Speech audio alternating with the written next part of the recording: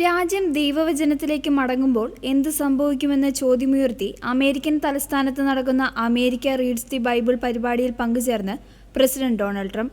White ഹൗസിലെ oval ഓഫീസിലിരുന്ന് ബൈബിളിലെ 2-ാം ദിനവൃത്താന്തം 7-ാം അധ്യായത്തിലെ ബൈബിൾ വചനമാണ് അദ്ദേഹം വായിച്ചത്. ദേശത്തിന്റെ സൗഖ്യത്തിനായി ദൈവജനത്തിന്റെ പശ്ചാത്താപത്തെക്കുറിച്ച് പ്രതിപാദിക്കുന്ന പ്രശസ്തമായ ബൈബിൾ വാക്യങ്ങളാണ് ട്രംപ് തെരഞ്ഞെടുത്തത്. വിശുദ്ധ ഗ്രന്ഥത്തിലെ 2-ാം ദിനവൃത്താന്തം 7-ാം അധ്യായം 14-ാം വാക്യം, എൻ്റെ നാമം പേറുന്ന എൻ്റെ ജനം എന്നെ അന്വേഷിക്കുകയും തങ്ങളെ തന്നെ എളിമപ്പെടുത്തി പ്രാർത്ഥിക്കുകയും തങ്ങളുടെ ദുർമാർഗങ്ങളിൽ നിന്ന് പിന്തിരിയുകയും ചെയ്താൽ ഞാൻ സ്വർഗത്തിൽ നിന്ന് അവരുടെ പ്രാർത്ഥന കേട്ട് അവരുടെ പാപങ്ങൾ ക്ഷമിക്കുകയും അവരുടെ ദേശം സമ്പുഷ്ടമാക്കുകയും ചെയ്യുമെന്ന വചനമാണ് ഡൊണാൾഡ് ട്രംപ് വായിച്ചത്. രാജ്യത്തിൻ്റെ ആത്മീയ ഉണർവിനായി വിശ്വാസികൾ ഒത്തുചേരുന്ന ഈ ആഴ്ചയിൽ ട്രംപിൻ്റെ പങ്കാളിത്തം ഏറെ ശ്രദ്ധേയമായി.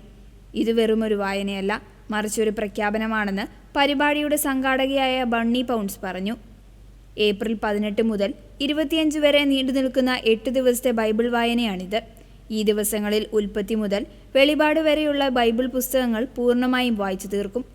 വാഷിംഗ്ടൺ DC-യിലെ മ്യൂസിയം ഓഫ് ദി ബൈബിളിൽ നിന്നാണ് പ്രധാന പരിപാടികൾ തത്സമയം സംപ്രേഷണം ചെയ്യുന്നത്.